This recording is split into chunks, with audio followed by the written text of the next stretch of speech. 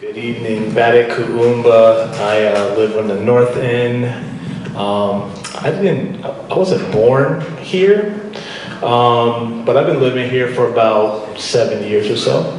And when I first moved here to the area, I started working for the YMCA of Greater Providence. And as part of the 21st Century School program, we would do after school or before school care with our students.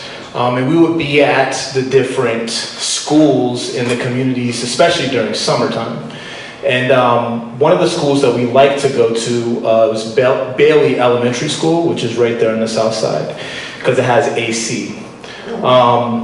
But as Paul brought up, there's something about the air in that area, especially this time of year. When the children want to be out there in the sunshine, and we oftentimes, people will look back and they'll say, kids these days, they don't spend enough time in nature.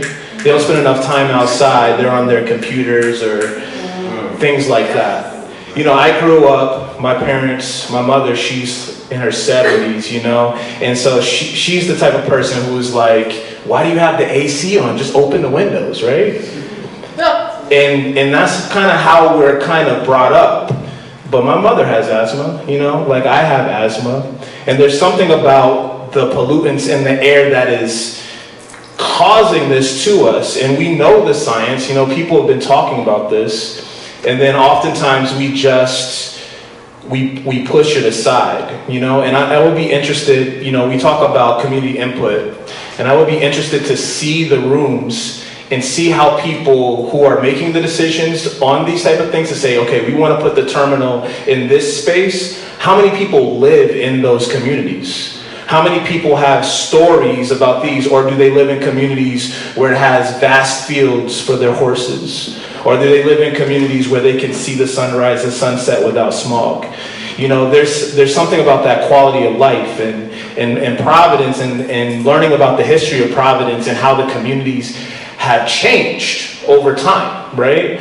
And there was a flight for people to get into wider open spaces so that they can have their children go outside and not be on screens. And they can enjoy the summer months with the sun, but not have to deal with all of the air quality things. A good friend of ours who does a lot of good activism work in the community, her aunt just passed away from asthma. You know, and when we think about those type of things, you know, we're kind of educated that it's like, okay, I said my mom has asthma, I have asthma, and we're taught that it's a genetic thing, but we really know it's connected to the environmental things that are being polluted, you know.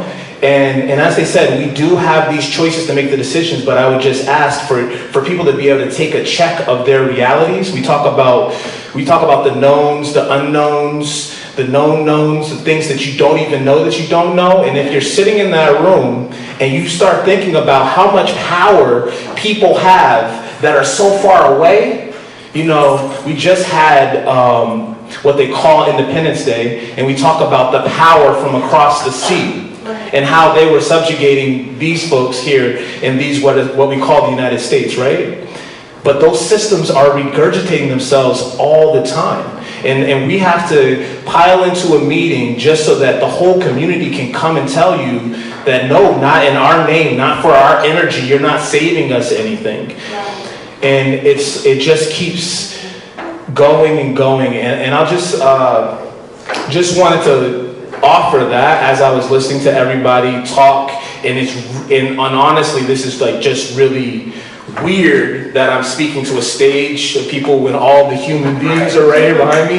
This is really like weird and intimidating a little bit. So I think we should think about the process and think about how to include community ownership and how we can, as partners, do the work together so that we can, so we don't continue to have the powerful be far away and then the people that are the subjects suffer. Thank you. Yes.